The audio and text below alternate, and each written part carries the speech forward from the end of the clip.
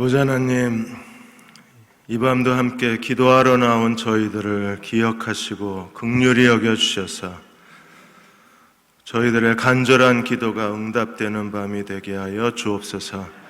이스라엘 백성들이 매일 한 차례 여리고를 돌고 큰 소리로 외쳤을 때 하나님께서 여리고를 밑바닥부터 무너뜨린 것을 저희가 압니다. 우리 앞을 가로막고 있는 여러 가지 질병과 어려움과 시련과 고난에 여리고 이 밤에 하나님 전심으로 기도할 때 무너뜨려 주시고 그 여리고를 정복할 수 있는 그리스도의 종들이 되게 하여 주옵소서. 우리의 기도를 들어주실 것을 믿고 이 밤에 나왔습니다. 믿고 구한 것은 받은 줄로 믿으라 말씀하신 하나님, 그 믿음으로 기도하는 저희 모두가 되게 하여 주옵소서. 예수님의 이름으로 간절히 기도하옵나이다. 아멘. 옆에 계신 분 인사하고 오늘 말씀 같이 시작하겠습니다. 하나님께서 여리고를 무너뜨려 주시기 바랍니다 하고 인사 같이 나누겠습니다. 모니터 조금.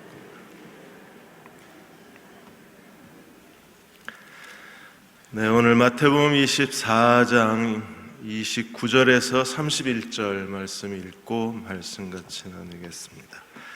마태복음 24장 29절에서 31절 한 목소리로 같이 읽겠습니다. 그날 환난 후에 즉시 해가 어두워지며 달이 빛을 내지 아니하며 별들이 하늘에서 떨어지며 하늘의 권능들이 흔들리리라.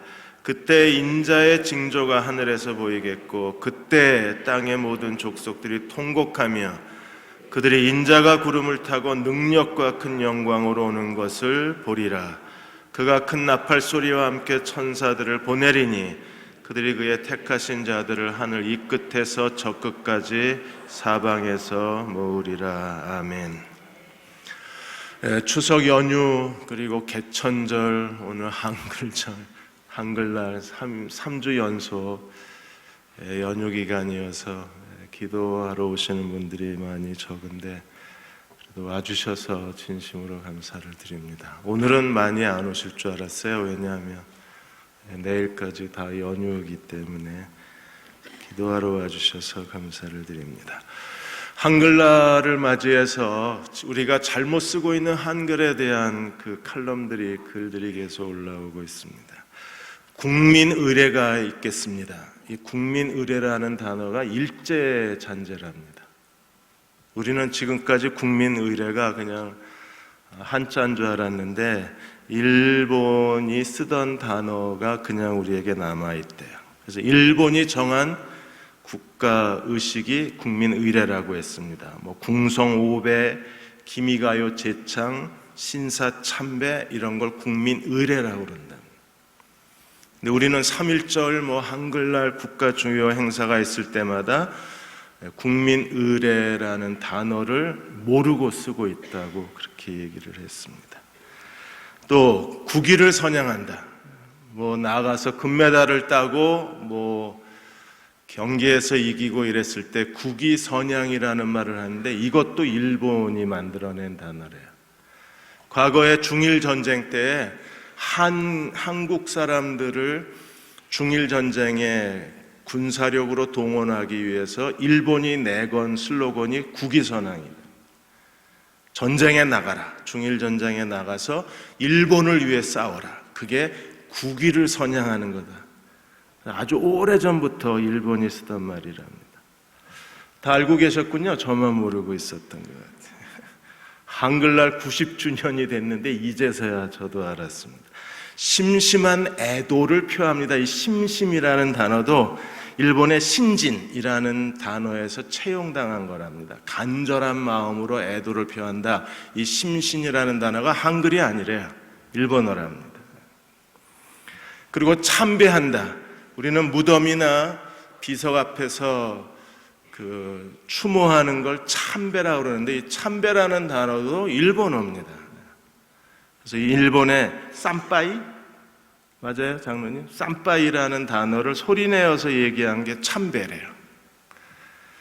우리가 대한제국 마지막 황태자가 이은 황태자인데, 일본이 이은 황태자를 일본에 끌고 가서 일본의 왕릉마다 강제로 참배를 시켰다. 거기서 참배가 나옵니다. 그러니까 모르고 쓰는 단어가 참 많은 겁니다. 우리는 한글인 줄 알고 썼는데 이게 한글이 전혀 아니었었어요. 이런 것처럼 신앙생활 하는 데 있어서도 모르고 쓰는 단어들이 참 많이 있고, 모르고 사용하는, 이해하지 못하고 쓰는 단어들이 많이 있는데, 그 중에 하나가 성전이라는 단어일 겁니다. 지금 복 있는 사람 역대하, 주일설교, 열왕기상, 마태복음 24장, 23, 24장 계속 성전이 나와요. 굉장히 부담스러웠습니다. 왜냐하면 이 성전을 통한 하나님의 구속사를 설명하는 게 우리한테 이렇게 친숙하지가 않아요. 아마 대한민국 교회 강단에서 이 성전을 통한 하나님의 구속사 설명하는 교회가 몇 안 될 겁니다. 왜냐하면 교인들에게 이게 익숙한 개념이 아니기 때문에 굉장히 당황스럽습니다. 그리고 낯선 느낌이 들고 이게 무슨 소리인지 제대로 이해도 되지 않고, 성전 중심의 하나님의 구속사를 이해하는 게 도대체 내 신앙생활하고 무슨 상관이 있나, 이거에 대해서 자기 신앙과 성전을 결합시키는 그런 지적 통찰력, 지적 이해력, 지적 능력 가지고 있는 게 쉽지가 않아요. 왜냐하면 교회가 이걸 오랫동안 가르치질 않았어요. 그래서 저도 대충 넘어가려고 그랬는데 계속 성령께서 마음에 부담감을 주셔서, 그래서 수요일 날도 정말 힘들게 설교를 했었는데, 오늘도 이 마지막 종말의 역사가 하나님의 성전과 어떻게 서로 연관되면서 종말의 역사가 진행되는가를 하나님의 성전의 관점에서 살펴보려고 합니다. 듣다가 힘드시면 그냥 살짝 주무셔도 돼요. 이해해 드리겠습니다. 이게 굉장히 어려운 개념이에요. 우리가 그리스도의 몸일 교회라고 이렇게 했는데, 그리스도의 몸인 교회가 새 성전이거든요. 하나님의 새로운 성전 시대. 그리스도의 몸의 유기적 공동체다. 그러면 이해하기 쉬운데, 그리스도의 몸인 교회가 하나님의 새로운 성전이다. 그러면 이제 골치 아파지기 시작을 하는 거예요. 그래서 성전의 역사에서 창세기에 보시면, 창세기 28장 12절 13절에 보면 야곱이 형 에서를 피해서 도망가다가 베델에서 잠을 자고 꿈을 꿉니다. 꿈에 어떤 꿈을 꾸었어요? 하늘로부터 사닥다리가 내려와서 하나님의 사자가 오르락 내리락 하는 것을 야곱이 보게 됩니다. 이 사다리는요, 하늘 사다리는 하늘과 땅을 연결하는 거예요. 이 하늘과 땅을 연결하는 개념이 성전의 개념입니다. 야곱이 이 하늘의 사다리를 보고 그가 그 창세기 28장에서 고백한 게 뭐였어요? 여기가 하나님의 집이요 하늘의 문이라 그랬어요. 성전은 무엇입니까? 하나님의 집이요. 성전을 통해서 우리는 하나님께로 들어가는, 하나님의 집으로 들어가는 문이 성전을 통해서 열리는 거잖아요. 그러니까 야곱의 고백이 최초의 아담이 에덴에서부터 이미 고백이 됐지만, 어쨌든 족장들의 생애에서는 야곱이 처음으로 하나님의 집, 하나님의 문이라는 고백을 합니다. 그래서 야곱이 어떻게 했나요? 거기에 기둥을 세우고, 돌로 기둥을 세우고 하나님 앞에 서원을 합니다. 이 돌로 기둥을 세운 게 하나님의 성전을 세운, 제단을 세우고 성전을 세운 그런 야곱의 행위라고 이렇게 설명을 하고 있는 거예요. 돌을 세우면서 야곱이 뭐라 그랬습니까? 여기가 하나님의 집이 될 거라 그랬어요. 그리고 그 자리에 하나님의 성전이 세워지는 거예요. 하나님께서는 이렇게 족장들의 생애, 에덴 동산으로부터 시작해서 족장들의 생애에 하나님은 계속 하나님의 성전이 무엇인가를 우리들에게 계시해 주고 계셨고, 하나님의 구속사는 성전의 역사였던 거예요. 모세가 시내산에서 하나님의 임재를 경험하게 됐는데, 그 시내산 꼭대기에 하나님이 임재하셔서 모세가 하나님을 만난 시내산을 시내산 성전이라고 합니다. 왜? 거기 하나님이 임재하셨기 때문에. 하나님의 임재가 있으면 하나님의 성전이 되는 거예요. 벌써 졸리시죠? 이게 별로 우리한테 친숙하지가 않은 거예요. 근데 알고 나면 정말 재밌습니다. 왜요? 내가 걸어다니는 하나님의 성전이거든요. 그러니까 나를 이해하려면 하나님의 성전을 알아야 나를 이해할 수 있는 거예요. 하나님이 시내산에 강림하셨을 때 시내산을 3등분을 하셨잖아요. 맨 아래는 백성들은 산기슭에 있어야 되고 올라오면 안 돼요. 장로들은 중간 산 중턱까지 올라갈 수 있어요. 근데 그 이상 올라오면 하나님이 죽이신다 그랬습니다. 산 꼭대기까지 올라갈 수 있는 사람은 누구였어요? 모세만 산 꼭대기, 그 빽빽한 구름 가운데에 하나님의 영광이 임한 그곳에 모세만 올라가서 하나님과 교제를 나눴어요. 이 시내산에 하나님의 강림의 세 영역이 그대로 성막에서의 세 영역이 되는 거예요.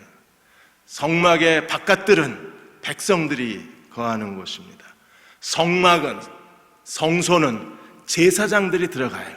지성소는 대제사장이 1년에 한 번밖에 못 들어갑니다. 그래서 성막의 구조도 바깥들, 성소, 지성소 이렇게 3등급으로 구분이 돼요. 하나님의 성전의 개념은 언제나 이 3등분으로 구분이 되는 거예요. 하나님이 모세를 통해서 이 시내산 성소를 통해서 세 영역을 보여주셨고, 그게 그대로 성막과 솔로몬 성전의 그대로 세 영역이 구획이 되어서 하나님이 자기 백성을 만나시는 겁니다. 그런데 이 솔로몬의 성전에 대해서, 솔로몬 성전, 스룹바벨 성전, 헤롯이 지었던 성전에 대해서 예수님께서 이 성전이 무너지고 성전이 황폐하게 될 것이라고 예언을 하신 거예요. 여러분, 성전이 무너질 걸 예수님이 자기 입으로 하나님의 집이었던 구약의 사람이 손으로 지은, 돌로 지은 성전이 무너질 것이라고 예언한 것은 굉장히 충격적입니다. 이건 옛 시대가 끝났다는 종언 선언이에요. 이제 구약은 끝났다. 옛 성전 시대는 끝났다. 사람이 손으로 만든 성전 시대는 끝났다고 선언하시는 거예요. 그러니까 이스라엘에는요, 이 예루살렘 성전이 무너지는 것이 그들의 인생에는 그들이 이전에도 이후에도 경험할 수 없는 하나님의 가장 큰 환난이 되는 겁니다.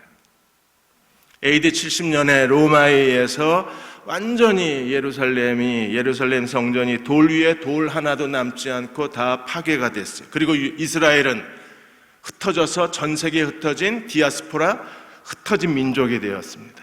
그러다가 1948년도에 유대인들이 팔레스틴으로 돌아오고 1967년도에 예루살렘을 탈환한 거예요. 1967년에 그들이 예루살렘을 탈환하면서 성전 연구소, 템플 인스티튜트를 세웁니다. 그리고 2001년 3월자 주간 조선에 이 성전 연구소에서 하는 작업에 대한 기사가 실렸어요.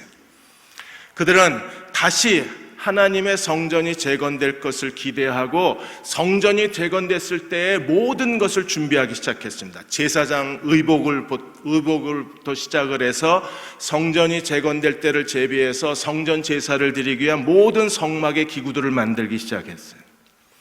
놋제단을 만들고 그 다음에 성전 안에 촛대를 만들었습니다. 메노나. 이 촛대를 만들면서 그 순금 42kg, 순금 42kg를 쳐서 늘려가지고 구약의 방식대로 그대로 황금 촛대를 만들었어요. 그 당시에 순금 42kg가 약 300만 달러의 돈을 들여서 성전의 촛대까지 만들어 놓은 겁니다. 전 세계의 유대인들이 매일 아침에 드리는 18가지 기도 제목이 있는데 그 18가지 기도 제목 중에 하나가 예루살렘의 하나님의 성전, 제3성전이 다시 건축되게 해달라고 기도하고 있는 거예요. 통곡의 벽 옆에 탈무드 교육센터가 하나 있습니다. 거기서 미래의 제사장 후보자들을 지금도 교육하고 있어요. 2001년 주간조선이 취재했을 때 그들은 앞으로 10년 내에 2010년경에 그들이 성전을 건축할 수 있을 거라고 내다봤는데 그게 되지가 않은 거예요. 지금도 무너진 이스라엘 성전을 붙들고 이스라엘은 하나님의 성전 시대가 바뀌었는데도 불구하고, 옛 시대가 끝나고 새로운 시대가 시작이 되었는데도 불구하고 그들은 여전히 과거의 사람이 손으로 만든 돌로 지은 하나님의 성전 시대를 그리워하고 있는 겁니다. 옛 시대가 끝났어요. AD 70년에 하나님이 자기 손으로 로마 군대의 말발굽 아래 예루살렘 성전을 다 무너뜨려 버리시고, 그리고 어떻게 하셨나요? 새로운 성전 시대를 여신 겁니다. 그리스도가 십자가에 죽으셨을 때 어떤 일이 벌어졌습니까? 지성소를 가로막고 있는, 성소와 지성소를 가로막고 있는 휘장이 위에서부터 아래로 찢어졌습니다. 성소의 휘장이 찢어진 것은 뭘 상징합니까? 이제 옛 성전 시대가 끝나고 새로운 성전 시대가 열렸다는 것을 상징적으로 보여주는 게 성소의 휘장이 찢어진 거예요. 단순히 우리가 하나님께로 나아가는 구원의 길이 열린 정도가 아닙니다. 그 구원의 길이 열렸다는 개념과 동시에 더 중요한 개념은 뭐냐 하면, 구약의 성소와 지성소 사이를 가로막고 있는 그 두꺼운 베일이 찢어져 버리고 하나님이 새로운 성전의 시대를 여셨다는 거예요. 더군다나 예수님은 마태복음 21장에서 그분이 월요일날, 고난주간 월요일날 성전을 청결케 하셨어요. 다 때려부시고 다 파괴했습니다. 성전을 파괴하신 분이 예수님이셨어요. 단순히 성전을 청결케 하신 게 아니라 성전을 파괴시켜버렸습니다. 무엇을 상징하고 있습니까? 예수님께서 구약의 성전을 다 파괴하시고 새로운 성전 시대를 여신 것을 스스로 선언하신 거잖아요. 그리고 그 성전에서 하신 일이 뭐였습니까? 월요일날 마태복음 21장 14절에 보시면 성전에 들어갈 수 없는 사람들, 맹인과 저는 자들과 병신들을 성전에서 치유해 주셨어요. 그 당시에 이런 신체적 결함이 있는 사람들은 성전에 들어올 수가 없습니다. 근데 예수님은 성전에 들어올 수 없는 사람들을 성전에서 치료해 주신 거예요. 새로운 성전 시대를 열어놓으신 겁니다. 구약에 볼 수 없고 구약에서 경험할 수 없는 영광스러운 하나님의 성전 시대가 열린 거예요. 여러분, 오늘도 하나님의 성전이 있는 곳에는요, 인생의 여러 가지 어려움이나 인생의 질병이나 여러 가지 고통이나 좌절이나 그리고 무능 속에 있는 사람들이 자기 인생을 회복하는 곳이 하나님의 성전이에요. 하나님의 성전은 하나님이 계신 곳입니다. 거기서 우리가 하나님을 만나는 거예요. 하나님의 축복과 능력의 손길이 그의 성전 안에 있습니다. 우리가 하나님의 거룩한 성전에서 만난다면 반드시 거기는 치유와 회복과 그리고 하나님의 능력이 나타나야죠. 어느 부녀가 대화를 나누었습니다. 아버지가 백수인 딸을 한참 한심하게 쳐다보고 있다가 딸에게 이렇게 얘기했습니다. 넌 시집도 안 가고 뭐하니? 딸이 아버지를 쳐다도 보지 않으면서 아빠, 대통령도 결혼 안 했어. 그래서 아버지가 어이없다는 듯이 그럼 대통령 되든가. 딸이 쳐다도 안 보면서 난 아버지가 대통령 아니잖아. 한참 말없이 떠난 아버지가, 야, 네가 무슨 죄냐? 이 사회가 잘못이지. 아버지가 딸을 쳐다보고 깊은 한숨을 쉽니다. 왜요? 딸은 취업을 걱정해야 되고 아버지는 은퇴 후를 걱정해야 되고 미래가 보이질 않는 거예요. 말 못하는 답답함이 아버지 마음에 있고 아버지에게 털어놓을 수 없는 마음의 상처가 딸의 가슴에 있어요. 이럴 때 어떻게 해야 합니까? 성전으로 나와서 하나님께 우리 마음을 털어놔야죠. 성전에 계신 하나님이 우리의 기도를 들으시고 하나님이 우리의 기도에 응답해 주지 아니하실까요? 그러니까 예수님이 어떤 사역을 하셨는가를 우리가 알아야 합니다. 마가복음 14장 58절에 보시면 예수께서 십자가에 매달리셨을 때 사람들이 예수께 대해서 어떻게 조롱을 하고 어떻게 예수를 고발했습니까? 성전을 헐고 사흘 만에 짓는 자여 내가 만일 하나님의 아들이어든 내려오라 그랬어요. 예수님은 어떤 분이십니까? 성전을 헐고 사흘 만에 짓는, 옛 성전을 다 헐어버리시고 예수님은 사흘 만에 하나님의 새로운 성전 시대를 여셨습니다. 어떻게 해요? 십자가에 죽으시고 3일 만에 부활하심으로 말미암아 새로운 성전 시대를 열어놓으신 거예요. 오늘 본문에서 이미 그리스도가 새로운 성전 시대를 여시고, 그리고 이스라엘이 어떻게 이 종말의 때에 하나님이 이스라엘을 통해서 마지막 때를 어떻게 연출해 가시는가를 오늘 본문에서 살펴보고자 합니다. 먼저 24장 15절에서 31절까지 보시면 15절에 이렇게 말했습니다. 그러므로 너희가 선지자 다니엘이 말한 바 멸망에 가증한 것이 거룩한 곳에 선 것을 보거든 읽는 자는 깨달을진저. 멸망에 가증한 게 뭐냐? 여러분, 가증하다라고 하는 헬라어의 단어가 구토가 나다, 역겹다, 혐오스럽다 이런 뜻이에요. 멸망에 가증한 것이 거룩한 곳에 선 것을 보거든. 이거 가지고도 신학자들마다 해석이 많습니다. 거룩한 곳이 예루살렘이 아니라는 거예요. 왜? 정관사 더가 붙지 않았기 때문에 예루살렘이 아니랍니다. 그러면 이제 해석이 점점 어려워져요. 가증한 건 뭐냐 그러면 AD 70년에 그 로마가 예루살렘을 멸망시켰을 때 이런 다니엘의 예언이 성취된 게 있느냐? 그래서 티토 장군이 로마의 군기를 예루살렘에 꽂아놨다, 여러 가지 이제 학설들이 나오기를 시작을 하는 겁니다. 고민하실 필요 없습니다. 누가복음 21장 20절에 누가가 정확하게 설명해 놨어요. 거기에 뭐라 그랬냐면 예루살렘이 군대들의 에워싸이는 것을 보거든 멸망에 가까운 줄 알아. 그러니까 멸망에 가증한 것이 거룩한 곳에 섰다는 것을 누가는 뭐라고 해석을 했어요? 로마의 군대가 예루살렘을 에워싸는 것을 보면 멸망의 때가 가까이 온 걸 알라고 해석을 해놨어요. 아무래도 누가가 제일 정확하겠죠. 왜? 그 당시에 살았으니까. 아쉬운 표정이군요. 뭔가 기가 막힌 게 있을 줄 알았는데 서운하신가요? 멸망에 가증한 것에 대해서 지금 예루살렘에 서 있는 황금 도움사원이라고 얘기하는 분도 많이 계시고요. 이제 결국 이스라엘이 황금 도움사원을 무너뜨리고 제3의 성전을 짓는 것을 의미한다고 해석하는 분도 많이 계십니다. 그런데 오늘 15절에서 31절까지의 가장 큰 주제는 뭐냐면 큰 환난입니다. 큰 환난이 예언이 되어 있는데 21절에 이렇게 예언이 되어 있어요. 이는 그때에 큰 환난이 있겠음이라 창세로부터 지금까지 이러한 환난이 없었고 후에도 없으리라.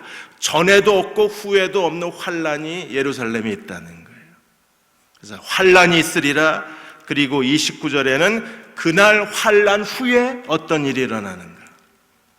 그러면 이 큰 환난이 과연 뭐냐는 겁니다. 윌리엄 R. 킴볼 박사는 이 큰 환난은 바로 예루살렘이 로마에 의해서 멸망당한 사건을 의미한다고 해석을 했어요. 실제로 이스라엘의 역사적 관점에서 보면 예루살렘에 의해서 하나님의 거룩한 성전이 돌 위에 돈 하나 남지 않고 다 불타버리고 폐허로 변하고 예루살렘이 황폐해지는 것 이상 더 큰 환난이 있나요? 역사상 가장 큰 환난일 겁니다. 전에도 없고 후에도 없는.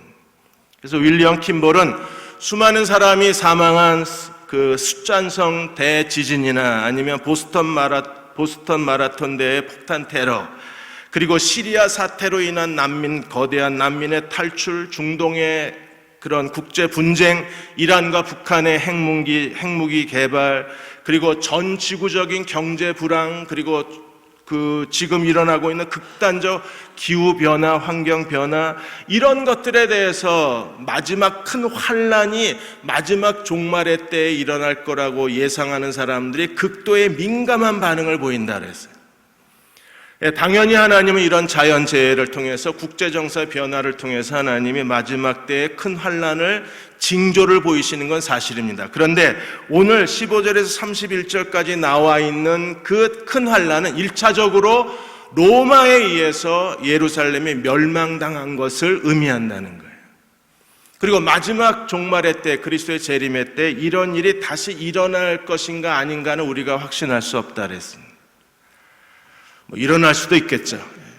종말의 때 그리스도가 다시 오실 때 이런 일이 일어날 수도 있을 거예요. 왜냐하면 29절에서 31절까지 보시면 그리스도의 재림에 대해서 설명을 하면서 뭐라고 설명했습니까? 30절에 보시면 그때 인자의 징조가 하늘에 보이겠고 그때 땅의 모든 족속들이 통곡하며 그들이 인자가 구름을 타고 능력과 큰 영광으로 오는 것을 보리라.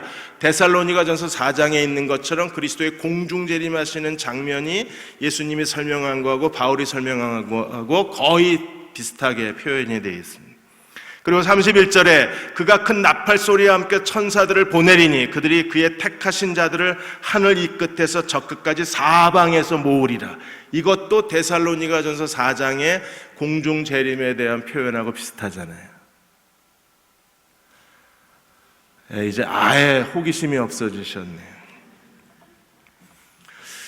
아니 그거 말고 뭐가 있다고. 부흥 강사들도 얘기했고 어떤 예언자들이 얘기한 뭐가 something 뭐가 있어. 네가 모르는 거지. 있을 수도 있어요. 그런데 정확하게 해석을 하면 일단 확실한 건 로마에 의해서 예루살렘이 멸망할 때가 가장 큰 환란이라는 사실은 명확해요. 그리고 그때 예수님이 뭐라고 그러셨습니까? 16절에 유대에 있는 자들은 산으로 도망하라. 지붕 있는 사람들은 집으로 내려가지 말라. 실제로 유대에 있는 자들은이라고 했을 때 이 대환란이 어디서 일어난 거예요? 유대에서 일어난 거잖아요. 전 지구적으로 일어났으면 유대에 있는 자들은 이렇게 하시면 안 되죠. 택하신 자들은 무조건 산으로 도망가라. 이렇게 설명을 해야 친절한 설명 아닙니까? 정확한 표현이겠죠. 아니 그거 말고 분명히 유대에 있는, 그래서 로마에 의해서 멸망당할 때 이 예언이 그대로 이루어졌어요. 그날에는 19절에 아이벤 자, 젖먹이는 자가 화가 있으리라. 가장 많이 죽임을 당한 게 어린아이와 부녀자들이었습니다. 그리고 너희가 도망하는 일이 겨울에는 안식일이 되지 않게 조심해라. 왜? 안식일은 못 움직여요. 도망을 못 가요. 그래서 안식일에 이 일이 일어나면 그냥 앉아서 죽는 거예요. 그러니까 이교도들이 이걸 알고 안식일에 예루살렘을 덮친 때가 많이 있었습니다. 그냥 앉아서 그냥 죽어요. 안식일 계명을 지키느라. 이런 일이 일어나기를 시작을 했어요. 그런데 이런 종말의 때에는 이런 큰 환난보다 더 무서운 환난이 어떤 환난입니까? 이거야말로 정말 두려운 환난이에요. 이런 자연재해, 이런 여러 가지 기후변화, 경제적 어려움 이런 것보다 더 큰 환난이 어떤 환난인가 하면 23절에서 28절까지 그때 사람들이 너에게 말하되 보라 그리스도가 여기 있다 혹은 저기 있다 하여도 믿지 말라. 거짓 그리스도들과 거짓 선지자가 일어나 큰 표적과 기사를 보여 할 수만 있으면 택하신 자들을 미혹하리라. 보라 내가 너희에게 미리, 이거는 진짜 예언이에요. 미리 말씀하신 거기 때문에. 초대교회에도 실제로 예수님이 그 AD 70년에 로마에서 멸망당하기 전에 요세푸스의 증언에 의하면 그 당시에 도시데우스, 시몬, 마구스라고 하는 사람들이 자기가 자칭 메시아라고 그러고 유대 사회를 크게 미혹하고 혼란시켰던 역사적 기록이 남아있어요. 그런데 마지막 그리스도가 다시 오기 전에 하나님의 교회에 가장 큰 대환란이 일어나는데 어떤 환란이 일어나냐면 거짓 그리스도, 거짓 선지자들에 의해서 교회가 파괴되어진다는 거예요. 오늘 우리가 해야 될 가장 중요한 일 중에 하나가 하나님 복음을 제대로 알고 하나님 말씀을 아는 뛰어난 지성을 소유해야 돼요. 그래야 거짓 그리스도, 거짓 선지자들에게 미혹을 당하지 않을 수 있는 거예요. 예수님은 26절에 너희에게 말해야 돼. 보라 그리스도가 광야에 있다 하여도 나가지 말고 골방에 있다 하여도 믿지 말라. 번개가 동에서 나서 서편에게 번쩍인 것 같이 인자의 이 마음도 그리하리. 그리스도가 어느 날 다시 오셨을 때 주님은 갑자기 오실 거예요. 그리고 주님이 오시기 전에 수많은 거짓 그리스도, 거짓 선지자들이 사람들을 미혹해 하는 미혹의 시대가 열릴 거라는 겁니다. 그리고 지금 한국교회에 미혹의 시대가 열린 거예요. 여기저기 지금 가짜 메시아, 교회를 위협하는 그런 이단들이 이렇게 커밍아웃을 해서 은밀하게 교회를 파괴하는 게 아니라 노골적으로 공개적으로 하나님의 교회를 위협하는 시대를 경험해 본 적이 있으신가요? 지금이야말로 가장 무서운 게 자연재해 그 어떤 것보다도 무서운 게 거짓 그리스도, 거짓 선지자를 통해서 미혹을 당하는 것처럼 우리에게 고통스러운 때는 없는 거예요. 우리가 하나님 말씀을 제대로 알아야 될 이유가 여기에 있습니다. 새성전의 시대에서 우리는요, 그리스도가 다시 오실 때까지 해야 될 중요한 일이 무엇입니까? 사도행전 2장에 보시면 초대교회 오순절날 신약교회가 태어났잖아요. 그래서 사도행전 2장을 새 성전이 처음 시작된 날이라고 그렇게 그 구약 학자들이 설명을 합니다. 시내산에서 하나님이 시내산에 강림하셨을 때 빽빽한 구름과 그리고 거대한 불 가운데 강림을 하셨고, 이스라엘 백성들이 광야를 행진하는 동안에 하나님이 구름 기둥과 불 기둥으로 자기 백성을 인도하셨어요. 사도행전 2장에 오순절날 예수님이 제자들에게 뭐라 그러셨어요? 예루살렘을 절대로 떠나지 마라. 그리고 구약에 사람이 돌로 만든 성전은 무너질 걸 예언하시고, 그리고 사도행전 2장에서 예루살렘에 모여 있었을 때 오순절 성령 강림을 통해서 신약교회가 태어나고 새 성전 시대가 열렸는데, 그 신약교회 새 성전에 오순절 성령 강림이 어떤 모양으로 임했습니까? 급하고 강한 바람소리, 불의 혀같이 갈라지는 모습으로. 그래서 이 불의 혀에 갈라지는 모습이 시내산에 하나님의 현현을 그대로 옮겨 놓은 게 사도행전 2장의 불의 혀가 갈라지는 모습이에요. 하나님의 임재를 통해서 신약교회가 이 땅에 태어난 거예요. 새로운 성전 시대가 마가 요한의 다락방으로부터 시작이 된 겁니다. 예루살렘 옛 성전이 무너지고 예루살렘에 하나님의 신약교회 새 성전 시대가 열린 거예요. 그리고 동일한 성령이 오늘 교회에 주신 사명이 무엇입니까? 사도행전 1장 8절에 성령이 너에게 임하시면 너희가 권능을 받고 예루살렘과 유다와 사마리아 땅끝까지 이르러 내 증인이 되리라. 그러므로 새로운 성전 시대, 성령의 임재를 통해서 하나님이 거주하시는 예수 그리스도의 몸으로서의 새로운 하나님의 성전의 시대가 열렸는데, 그 성령이 우리에게 주신 사명이 뭐예요? 증인의 사명입니다. 그러므로 진정으로 예수 그리스도의 재림을 기다리는 사람들은 어떤 사람들입니까? 하나님의 복음을 깨닫고 예수 그리스도를 아는 지식에서 자라나고 그리스도를 아는 지식 가운데 성장하며, 그들은 예수 그리스도의 증인으로 이 세대를 살아가는 사람들이에요.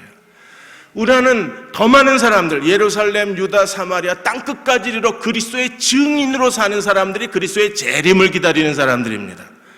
그들이야말로 하나님의 성전 시대를 살아가는, 새로운 성전 시대를 살아가는 사람들이고, 그들이 성령의 사람이 되어서 하나님을 섬기는 자가 될 수 있는 거예요.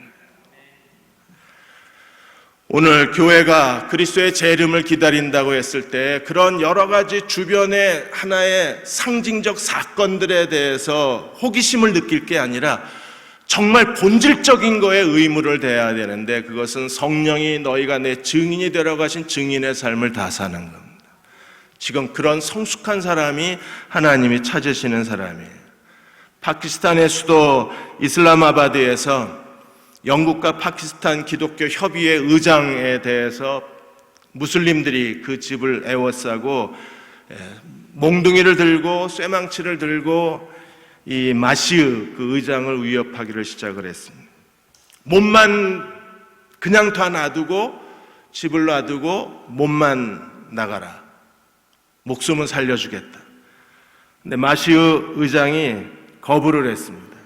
그 집을 포기한다는 것은 신앙을 포기하는 거하고 마찬가지였기 때문에 차라리 그 집에서 불타 죽을지언정 집을 포기하고 나갈 수는 없었어요.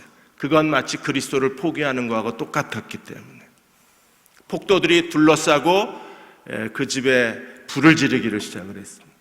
다행히 하나님의 은혜로 폭도들이 불을 지르고 그냥 가버렸어요. 그러는 동안에 마시우가 가족들, 아내와 그 아이들을 데리고 무사히 빠져나와서 목숨은 건져낼 수 있었습니다. 그런 상징적 행동을 통해서 믿음을 포기하게 만드는 거예요. 파키스탄에 지난 올해 4월에는 15살 크리스찬 신앙을 고백한 아이를 무슬림 두 사람이 15살 아이를 데리고 가서 그냥 산채로 묶어놓고 휘발유를 껴안고 불태워 죽였습니다. 그리고 그 사실이 그대로 사람들에게 증거가 됐어요. 누구든지 그리스도를 믿으면 이 꼴을 당할 거라고 경고를 했습니다.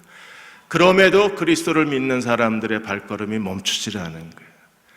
증인들의 시대가 열려져야 하고 성령의 능력을 입은 그리스도의 증인이 이 시대에 필요한 시대예요. 우리가 그 증인의 길을 걸어갈 때 하나님이 우리를 통해서 하나님의 진정한 성전 시대를 열어가실 수 있을 것입니다.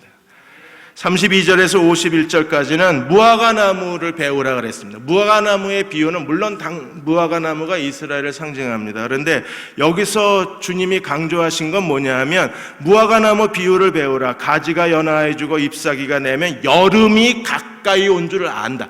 때를 분별하는 지혜예요. 시기를 분별할 줄 아는 지혜를 말하는 겁니다. 그래서 32절에서 51절까지는 전부 때에 대한 얘기가 나와요.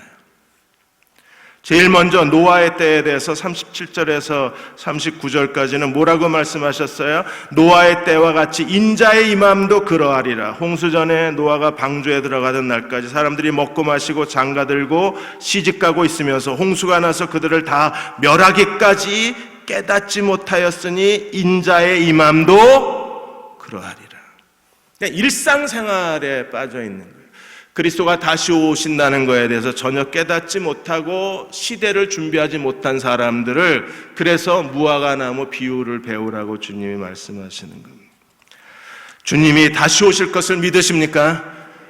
주님의 약속은 변함이 없다고 계속 말씀을 하셨어요. 그래서 34절에 내가 진실로 너에게 이르노니 이 세대가 지나가기 전에 이 일이 다 일어나리라. 35절에 천지는 없어질지언정 내 말은 없어지지 아니하리라. 그런데 그날과 그때는 누구만 아세요?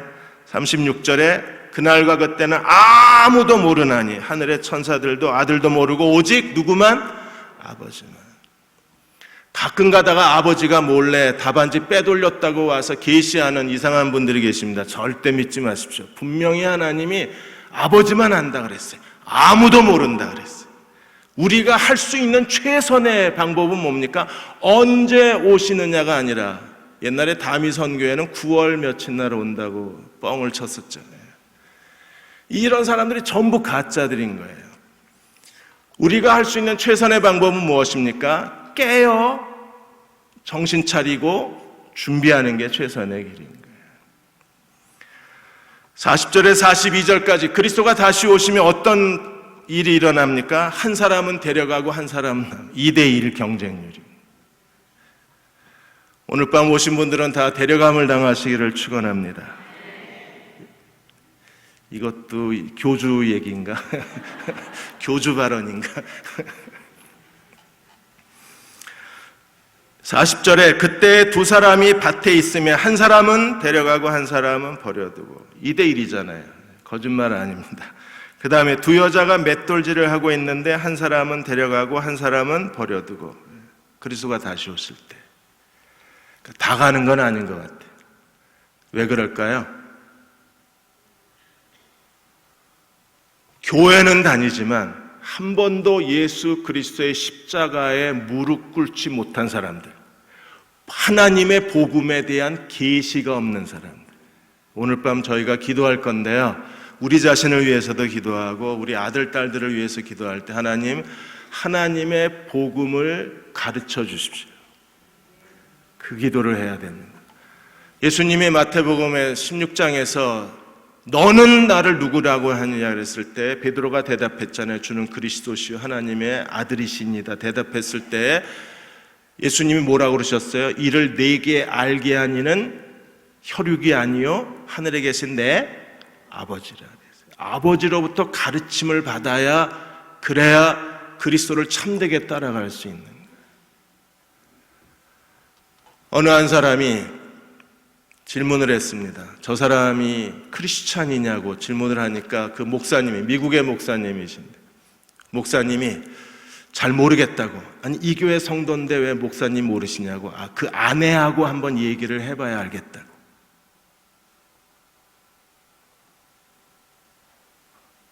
아내하고 얘기를 해봐야 알아요. 내가 진짜 목사인지는 제 아내하고 여러분이 얘기를 해봐야 알아요. 집에서 팬티 입고 돌아다니는 모습을 증언을 해야 알아요. 왜? 그게 진짜 모습이니까. 교회에서 보여주는 모습은요, 가짜일 수가 있잖아요. 집에서 어떤 사람이냐가 그 사람의 실제 인격일 수 있잖아요. 그러니까 이 목사님이 굉장히 탁월하게 대답을 하신 거예요. 집에서 어떤 사람인지 내가 들어보지 않았기 때문에 그 사람이 구원받은 그리스도인인지 대답해 줄 수가 없다는 겁니다. 교회 생활은 열심히 해도 집에서 아내와 자녀들에게 폭언을 일삼고 집에서 형편없이 생활하면 그냥 형식적 그리스도인일 경우가 많이 있습니다. 이렇게 되는 가장 큰 이유는 복음에 대한 계시가 없어서 그래요. 둘 중에 하나는 데려가고 하나는 남게 되는 겁니다. 그리고 도둑에 대한 비유를 드셨습니다. 43절 44절에 도둑이 언제 간다고 미리 얘기하고 안 가잖아요. 그런 것처럼 주님이 언제 오실지 전부 다 뭐에 대한 겁니까? 때에 대한 거예요. 주님이 다시 오시는 시간에 대한 겁니다. 그리고 45절에서 51절까지는 충성된 종에 대한 얘기입니다. 그래서 45절에 충성되고 지혜 있는 종이 되어 주인에게 그 집사람들을 맡아 때를 따라 양식을 나눠줄 사람이 누구냐? 이렇게 하는 것을 볼 때에 그 사람이 복이 있다. 46절에 주인이 올 때에 그 종이 이렇게 하는 것을 보면 그 종이 복이 있다 그랬어요. 어떤 사람이요? 충성되고 지혜로운 종. 그가 해야 될 중요한 일이 뭐예요? 때를 따라 양식을 나눠주는. 설교자라고 그렇게 해석하는 분도 계십니다. 그래서 저도 온 힘을 다해서 때를 따라 양식을, 맛있는 집밥을 만들어 드리기 위해서 온 힘을 다하고 있습니다. 밥맛이 없으신가 봐요. 잘 안 드시더라고요. 이제 우리가 해야 될 중요한 일은요, 충성되고 지혜로운 종이 돼야 되는데, 성막의 하나님의 법궤, 성막의 또 다른 이름을 증거막이라고 합니다. 왜 증거예요? 하나님이 여기 계시다는 게 믿지 않는 사람들에게, 이 열방과 이방인들에게 증거가 돼야 되기 때문에 증거막이에요. 오늘 우리가 하나님의 성전이라는 것은 하나님의 성전이 증거, 하나님의 증거의 성전이어야 합니다. 세상 사람들에게 하나님이 어떤 분이신가를 보여주어야 돼요. 그러기 위해서 우리는 어떤 사람이 돼야 합니까? 충성되고 지혜로운 종이 돼야 돼요. 그래서 신명기 4장만 읽고 마치겠습니다. 신명기 4장 5절에서 7절까지 증거, 그리스도의 증인, 증거의 장막, 하나님을 증거하는 사람들, 충성되고 지혜로운 사람들은 이렇게 삽니다. 4장 5절에서 7절까지 같이 읽고 마치겠습니다. 내가 나의 하나님 여호와께서 명령하신 대로 규례와 법도를 너희에게 가르쳤나니 이는 너희가 들어가서 기업으로 차지할 땅에서 그대로 행하게 하려 함인즉 너희는 지켜 행하라. 이것이 여러 민족의 앞에서 너희의 지혜요 너희의 지식이라. 그들이 이 모든 규례를 듣고 이르기를 이 큰 나라 사람들은 과연 지혜와 지식이 있는 백성이로다 하리라. 우리 하나님 여호와께서 우리가 그에게 기도할 때마다 우리에게 가까이 하신것 같이 그 신의 가까이 함을 얻은 큰 나라가 어디 있느냐. 우리가 하나님 율법에다 순종하면 이 큰 나라 사람은 지혜와 지식이 있는 백성이라고 일컬음을 받으리라. 이게 증거예요. 우리는 이 증거를 가져야 됩니다. 그리고 세상에 이 증거를 보여줘야 돼요. 그러기 위해서는 하나님 말씀대로 순종해야 합니다. 또 하나 중요한 게 뭐예요? 기도가 응답이 됐을 때 그 신의 가까이함을 받은 큰 나라 사람이 어디 있느냐? 오늘 밤 우리의 기도가 반드시 응답돼야 됩니다. 그래야 우리는 하나님이 가까이 하시는 큰 나라 백성이라는 증거를 세상에 보여줄 수 있는 거예요. 오늘 밤 저와 여러분의 기도가 응답되어져서 우리가 하나님이 가까이 하시는 큰 나라, 하나님의 큰 나라 백성, 하나님의 거룩한 백성이라는 증거를 세상에 보여줄 수 있는 저와 여러분 되시기를 주의 이름으로 축원합니다. 기도하겠습니다.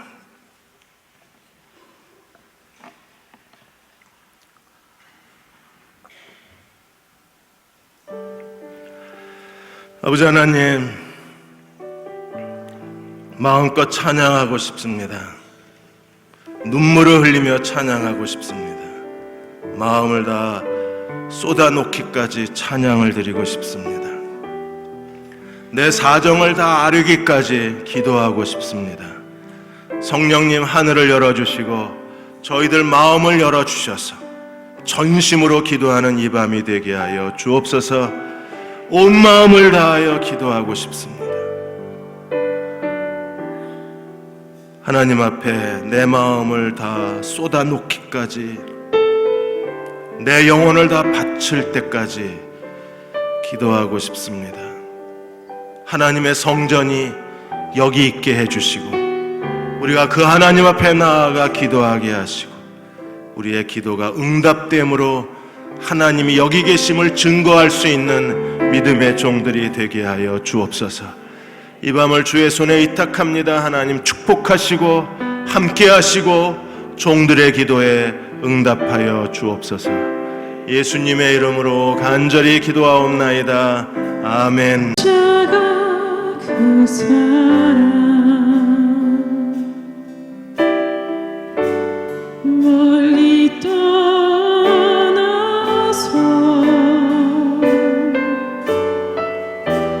무너진 나의 삶 속에 잊혀진 주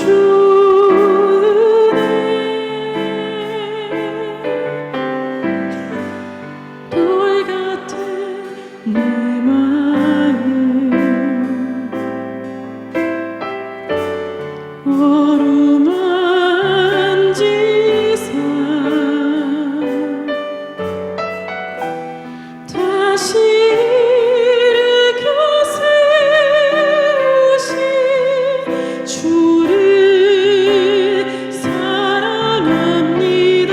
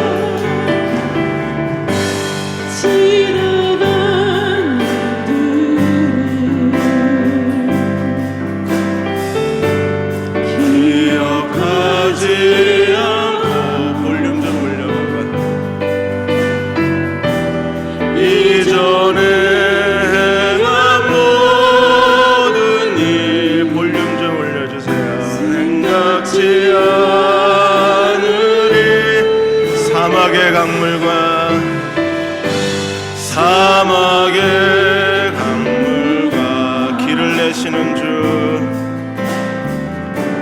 길을 내시는 주, 내 안에 새일 행하실, 내 안에 새일 행하실 주만 바라보리라.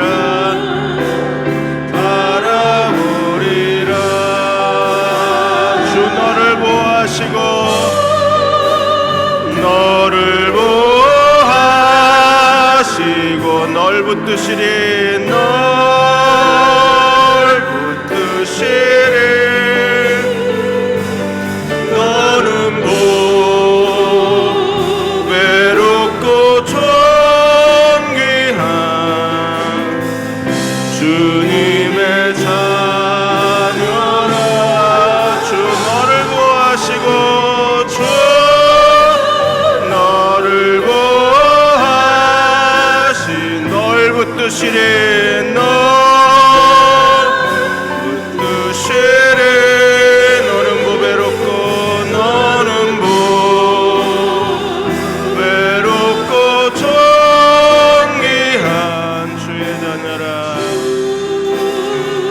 주의 자녀라 지나간 일들을 기억하지 않고 지나간 일들을 기억하지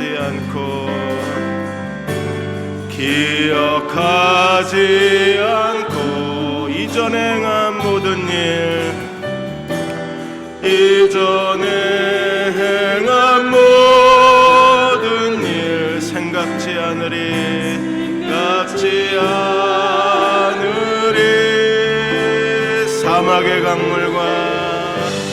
사막의 강물과 길을 내시는 주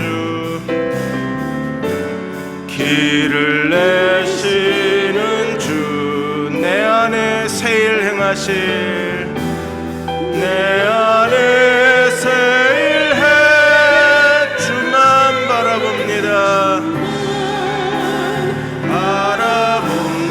아멘 주 나를 보호하시고 주 나를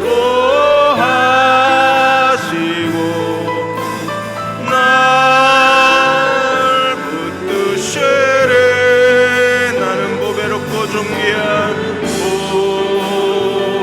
보배롭고 존귀한 주님의 자녀라 주님의 자녀라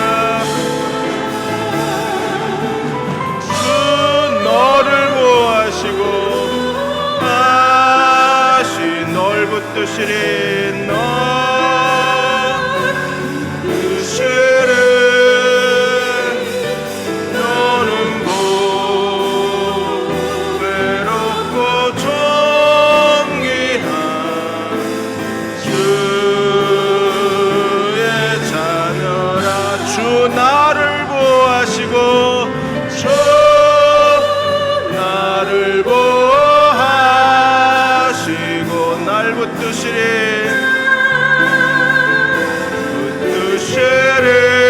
나는 보배롭고 존귀한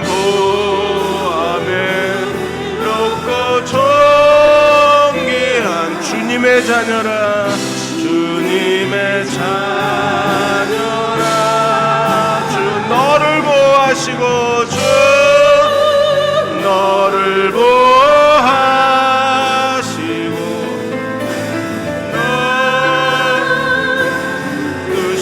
뜻이를 너는 보배롭고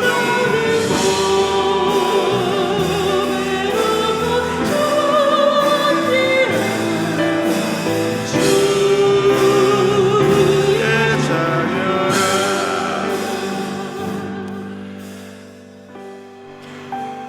아까 설교 중에 말씀드린 것처럼 너희는 나를 누구라고 하느냐 시몬 베드로가 대답하여 이르되 주는 그리스도시요 살아계신 하나님의 아들이시니이다 예수께서 바요나 시몬아 네가 복이 있도다 이를 내게 알게 한 이는 혈육이 아니요 하늘에 계신 내 아버지시라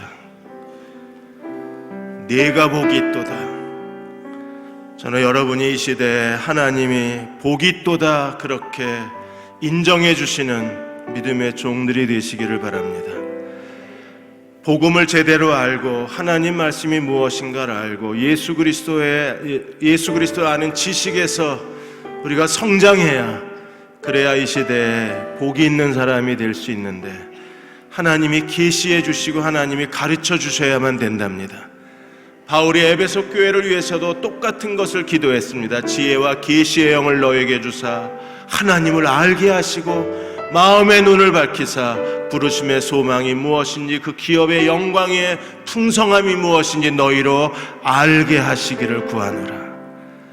계시를, 십자가의 도를 깨달은 사람들, 예수 그리스도를 아는 지식이 있는 사람들, 하나님께로부터 복음을 배운 사람들, 예수 그리스도를 믿는 믿음을 배운 사람들이 이 시대에 복음의 지성인이 되어서 그들이 하나님과 동행할 수가 있습니다. 하나님, 저희에게 더 확실하게 깨닫게 하여 주옵소서. 분명히 알게 하여 주옵소서. 하나님, 저희가 두 손을 들어 우리 아들, 딸들을 축복합니다. 하나님이